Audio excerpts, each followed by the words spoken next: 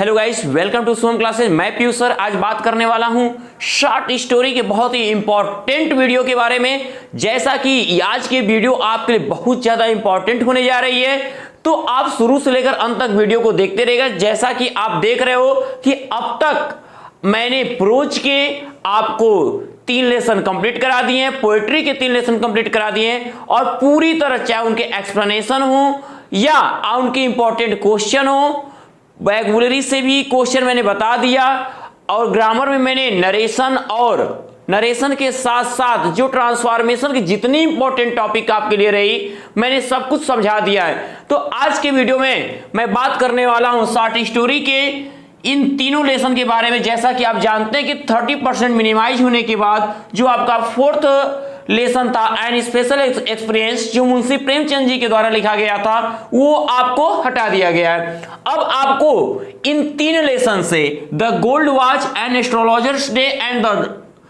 Lost child से क्या पूछने, बस मात्र 2 शॉर्ट आंसर पूछे जाने हैं। वो भी कितने के होंगे? आपके 5+5 यानी 10 मार्क्स से क्वेश्चन आ जाएंगे।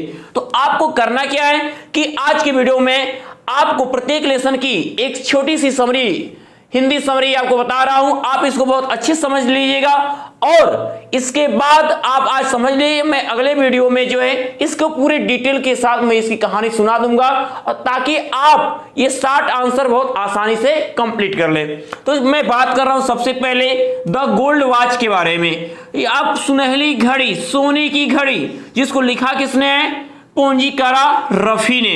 किसने लिखा है? पोंजीकारा रफी जी ने लिखा है। द गोल्ड वॉच के बारे में आज बात कर रहा हूं आपसे। अब ये आपका जो फर्स्ट लेसन है, मैं बताते चलूं कि कहानी कहां से शुरू होती है और कहां पे खत्म होती है।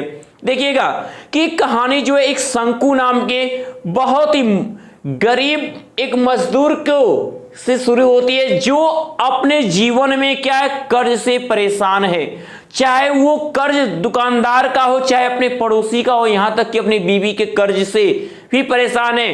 तो ज्यादातर क्या होता है, घर की बातें तो चल जाएंगी, मना लेंगे, लेकिन जब बाहरी लोग क्या होते हैं, आपको लगातार आप ताने देते हैं। तो अब कभी कभी तो ऐसी घुटन सी होती है कि आप कभी कभी कुछ लोग सुसाइड करने तक पे उतर आते हैं। तो ऐसी परिस्थितियां शंकु के साथ घटी, और हमेशा एक शरीफ और सच्चा व्यक्ति जब कोई गलत काम करता है तो डरता है। गलत के लिए कोई काम करने में डर नहीं, लेकिन सही व्यक्ति को कोई गलत काम करते समय डर अवश्य होगा। ऐसी ही घटना शंकु के जीवन में घटित होती है। कर्ज से परेशान शंकु क्या करता है, वो अपने कारखाने, जिस कारखाने में काम करता है, वहां पे एक इंजीनियर है जो अंग्रेज है। अब उस गोरे इंजीनियर की हमेशा कलाई में जो है एक सोने की घड़ी रहती है। उस सोने की घड़ी सोचता है शंकु की किसी तरह मैं अगर इस घड़ी को अगर चुरा लेता हूं तो क्या होगा, मैं अपने पूरे कर्ज को चुका दूंगा, चाहे वो सभी दुकानदारों के कर्ज हो, चाहे अपने बच्चे के भरण पोषण करने के लिए हो, चाहे अपनी बीवी के कर्ज हो, चाहे मछली वाली के कर्ज हो, यानी चाय वाले के कर्ज हो। ऐसे अनेकों कर्ज उन्हें छोटे बड़े ले रखे थे।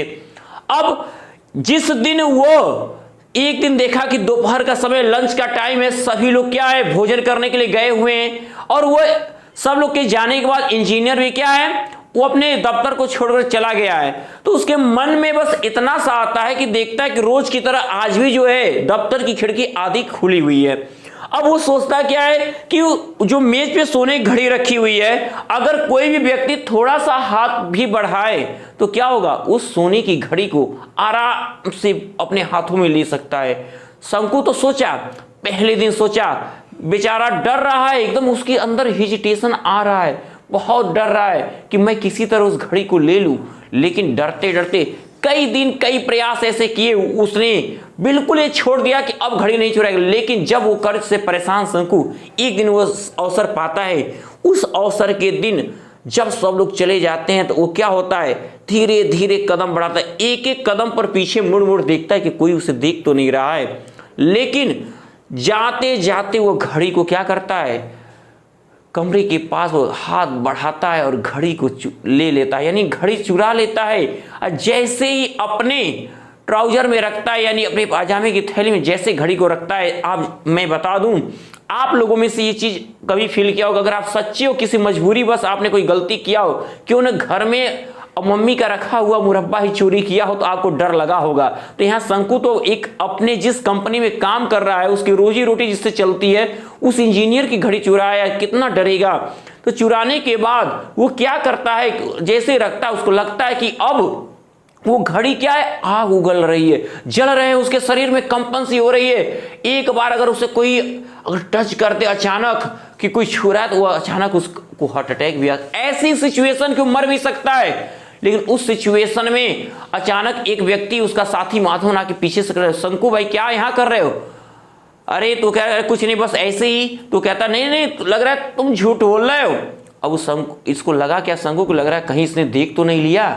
अब जाएगा इंजीनियर को अगर बता देगा, गेट कीपर वाला मुझे मेरा इंतजार कर रहा होगा, और जितने इस कारखाने में काम करने वाले कर्मचारी मुझे कुत्ते की तरह दौड़ा लेंगे, घेर लेंगे, और मुझे बहुत भद्दी भद्दी गालियां देंगे। इंजीनियर आएगा, मुझे नौकरी से निकाल देगा, फिर मेरी परेशानी जो थोड़ी सी थी कल और बढ़ जाएगी।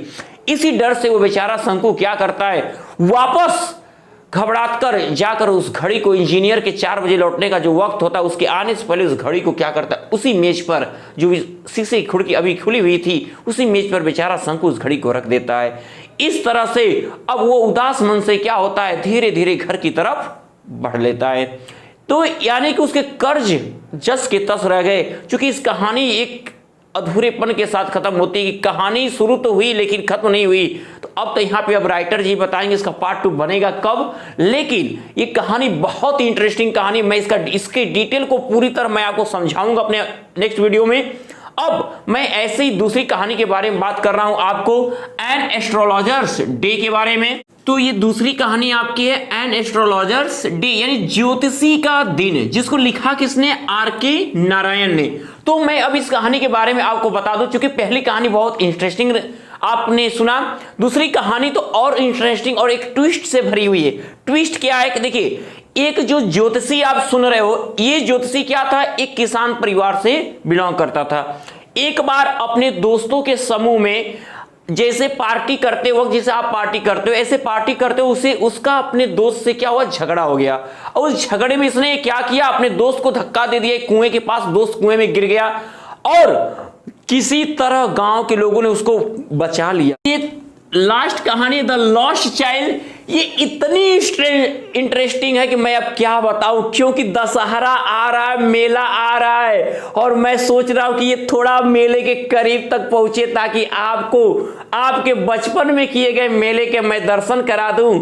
तो मैं जब इन पूरे कहानियों की डिटेल में बता रहा हूं, क्योंकि 2 ही शॉर्ट आंसर आने 5 और 5 मार्क्स से, तो मैं इस कहानी को बहुत ही शानदार तरीके से आपके बचपन से मैं रिलेट करके बताऊंगा पूरे डिटेल के साथ। इसलिए बस इतना समझिए कि आपका बचपन, जैसे बचपन में आप हर चीजों को मेले में जाकर मम्मी पापा से मना करते थे, ऐसे ही इस कहानी की शुरुआत होती है। बच्चा उसमें खोता है और कैसे वो बच्चा मिलता है या नहीं, इसको मैं सस्पेंस रखूंगा। तो जानने के लिए अगले वीडियो के लिए तैयार रहिए। उस वीडियो में पूरा डिटेल मिलेगा आपको, और जरूर मिलेगा, और आप पूरे आंसर को सॉल्व करोगे।